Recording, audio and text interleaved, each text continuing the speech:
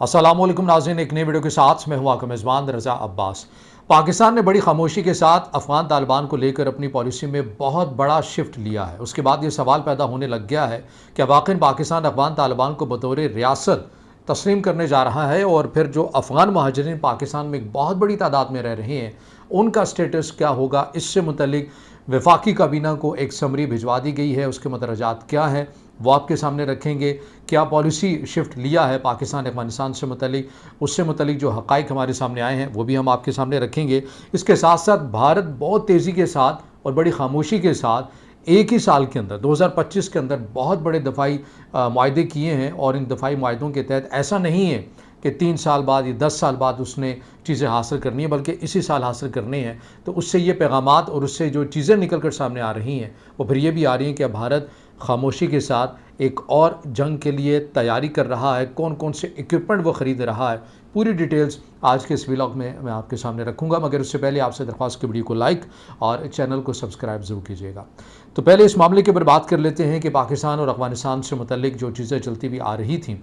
इसके ऊपर बहुत ज़्यादा बातें हुई। हमने भी इस प्लेटफॉर्म के ऊपर बातें की कि पाकिस्तान को अफगान पनाह गुज़ीरों से मुतल्लिक अपनी एक जो वाज़ेह लाइन है उसे लेना पड़ेगा, वरना ये कल को पाकिस्तान के लिए एक सिक्योरिटी थ्रेट बन सकता है। इस हवाले से रियासत पाकिस्तान की जानिब से सख्ती भी दिखाएगी, और पाकिस्तान ने इस हवाले से अपनी पॉलिसी को बाकायदा तौर के ऊपर मरबूत भी किया, मुनज़्ज़म भी किया। और इस पॉलिसी के तहत बहुत सारे ऐसे अफगान पनाह गुज़ीर जिनके पास अफगान सिटीज़न कार्ड था, जिनके पास किसी भी किस्म की कोई डॉक्यूमेंट्स नहीं थे, उन्हें उनके मुल्क में बाइज़्ज़त तरीके से भेजा गया। लेकिन बदकिस्मती से जो आदाद शुमार निकल कर सामने आए उसमें यह था कि अगर 100% अफगान पनाह गुज़ीर गए हैं तो उनमें से 60% चमन के रास्ते से दोबारा वापस आ गए हैं, या फिर दीगर रास्तों के ज़रिए। इस हवाले से बार बार हम इसी प्लेटफॉर्म से रियासत पाकिस्तान से कुछ सवालात भी करते रहे। जो ज़िम्मेदार जो शख्सियात हैं उनके साथ हम सवाल जवाब का सिलसिला भी जारी सारी रहता था। तो वो कहीं ना कहीं कहते हुए नज़र आते थे कि अब किसी हद तक इस पॉलिसी के अंदर आपको नरमी नज़र आती है। उस नरमी की वजह जब तलाश करने की कोशिश की गई तो आपको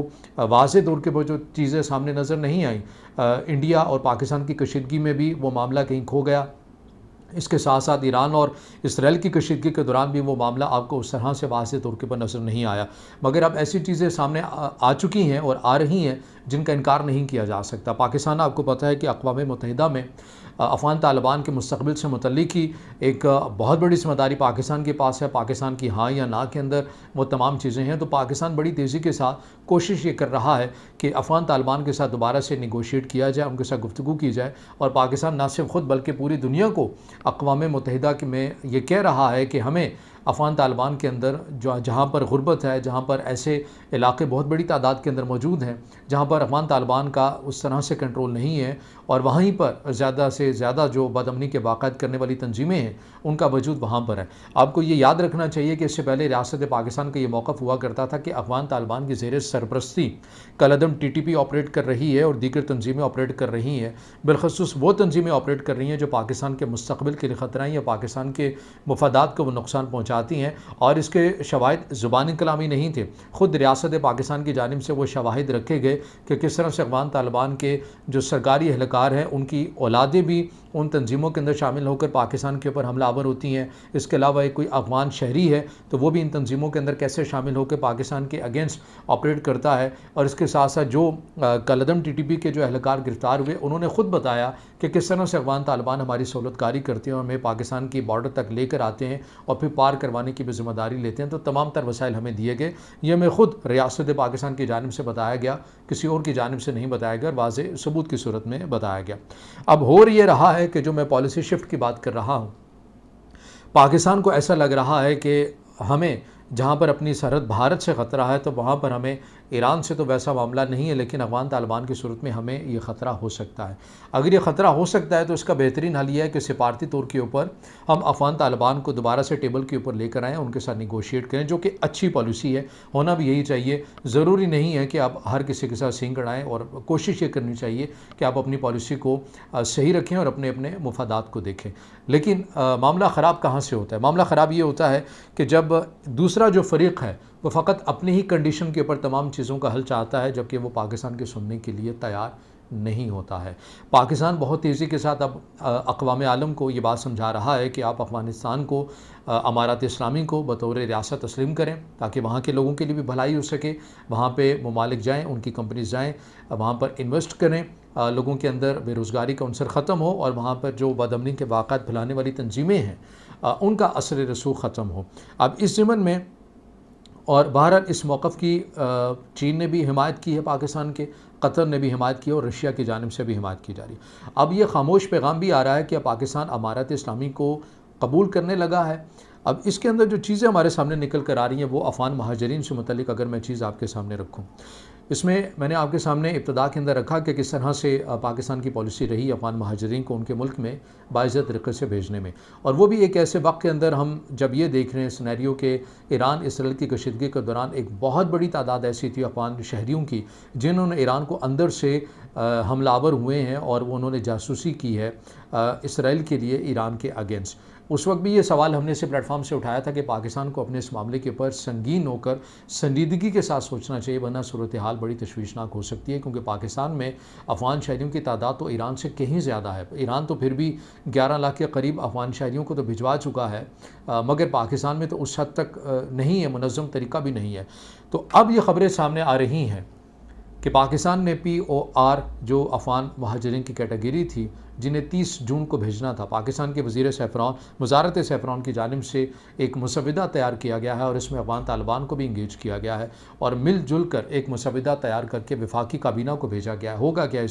इसमें यह डिमांड की गई है कि POR होल्डर जो अफ़गान महाजरीन हैं जिनकी मुद्दत आखिरी जो डेडलाइन थी वो 30 जून थी, उन्हें आप मज़ीद 6 महीने के लिए एक्सटेंड कर लें। ये वज़ारत सैफ़रान की जानिब से सिफारिश भेजी गई है वफाकी काबीना को, जिसके कभी इम्कान है कि इसे मंजूर कर लिया जाएगा। अब इसमें बात तो की गई है POR के हवाले से, लेकिन कुछ हल्के ये भी बात कर रहे हैं कि ACC Afghan citizen card holder जिनकी बहुत बड़ी तादाद पाकिस्तान के अंदर रह रही है, पाकिस्तान ने पहले मरहले दूसरे मरहले के दौरान उनको भेजा भी, उनसे मुतल्लिक़ भी कहा जा रहा है कि ऐन मुमकिन है कि उनकी पॉलिसी से मुतल्लिक़ भी कोई नरमी पाकिस्तान रख ले, लेकिन जिनके पास किसी भी किस्म के कोई डॉक्यूमेंट्स नहीं है उनसे मुतल्लिक़ कोई भी नरमी नहीं बरती जाएगी, बल्कि उन्हें हर सूरत वापस भेजा जाएगा। लेकिन कैसे भेजा जाएगा, किस अंदाज़ में भेजा जाएगा, पहले भी भेजा 60% वापस आ गए, तो कोई मैकेनिज़्म मौजूद नहीं है, खाली ख़बरों की हद तक या कागज़ी कार्रवाई के अंदर मौजूद है। लेकिन पाकिस्तान की अफ़गान तालिबान को लेकर पॉलिसी के अंदर ये लचक खुश आइंद बात है। पड़ोसियों के माबैन अच्छे ताल्लुकात होने चाहिए, अपने मफादात को देखना चाहिए, लेकिन किसी भी मुल्क की एक इतनी बड़ी जमीयत जब आप पनाहगज़ीनों की मद में ले लेते हैं तो वो आपके लिए सिक्योरिटी थ्रेट बन जाते हैं। ईरान की एग्जांपल आपके सामने है कि जो हाल ही में ईरान के अंदर की जो सिचुएशन बनी है, तकरीबन 700 से ज़ायद अफराद गिरफ्तार हैं, उनमें से मेजॉरिटी बताया जा रहा है या इंडियंस हैं या फिर अफ़गान शहरी हैं, ईरान के अपने अंदर वाले शहरी भी मौजूद हैं। तो ये वो अपडेट्स हैं जो मैं आपके सामने रख रहा था अफ़गानिस्तान को लेकर। अब इंडिया के मुतालिक मौजू के ऊपर आ जाते हैं। इंडिया से मुतालिक कहा जा रहा है कि बहुत खामोशी के साथ एक बहुत बड़े बड़े दिफाई साजो सामान के एग्रीमेंट करता हुआ नज़र आ रहा है, और ऐसा नहीं कोई तवील और मुद्दती एग्रीमेंट वो कर रहा है, बल्कि बड़े इसी साल यानी 2025 के अंदर ही उससे बहुत सारी ऐसी चीज़ें हैं जो कि मिल जानी हैं। क्या क्या चीज़ें मिलनी हैं ये मुख्तसर में अगर आपको बताऊँ तो इसके अंदर ये शामिल है कि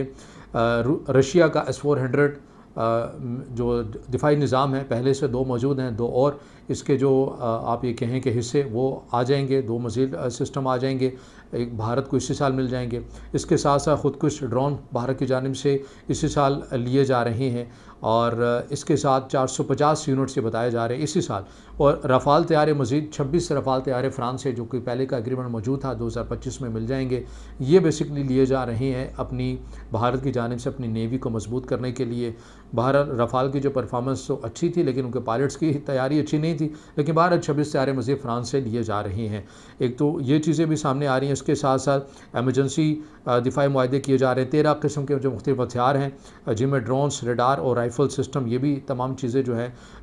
वो शामिल हैं।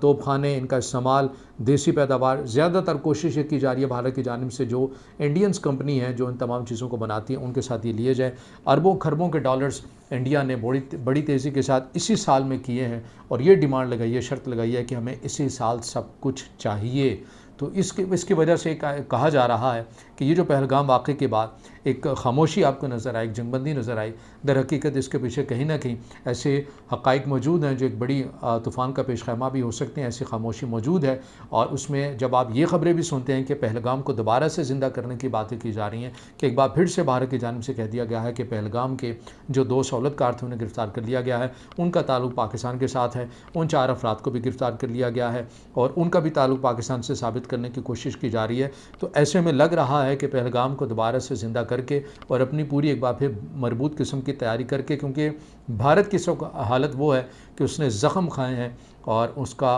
खून रिस रहा है, तो ज़ाहिर है वो कोशिश करेगा कि अपने उन ज़ख्मों के इलाज के लिए, अपने ख़ुद को तस्कीन देने के लिए दोबारा कोई ऐसी जहादियत करने का इरादा रखे जिससे ख़त्ते के अंदर बदअमनी के जो वाक़यात हैं उनके अंदर तेज़ी के साथ इजाफ़ा हो। तो जो इंडिकेशंस, जो अलामतें जो हमारे सामने चीज़ें आ रही हैं, उनकी बुनियाद के ऊपर आप अपनी ये असेसमेंट, ये तज्ज़िया सामने रख सकते हैं कि सूरत हाल जैसी आपको ज़ाहिरी तौर के ऊपर खामोशी नज़र आ रही है, उससे कहीं ख़तरनाक और तशवीशनाक हो सकती है। पाकिस्तान को ज़ाहिर है,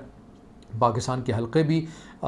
इस हवाले से बिल्कुल तैयार होंगे, जैसा कि पहले तैयार थे, अपनी भी तैयारी मुकम्मल होगी, लेकिन जो चीज़ें हमारे सामने निकल कर आ रही हैं वो कुछ अच्छी नहीं है। बहरहाल ये अब तक की मालूमात हैं जो मैंने आपके सामने रखी हैं। अगर आप समझते हैं कि वीडियो मालूमाती है तो फिर इसे ज़रूर लाइक भी कीजिएगा, कमेंट्स में ज़ाहिर ख्याल कीजिएगा, दोस्तों तक शेयर कीजिएगा और चैनल को सब्सक्राइब ज़रूर कीजिएगा।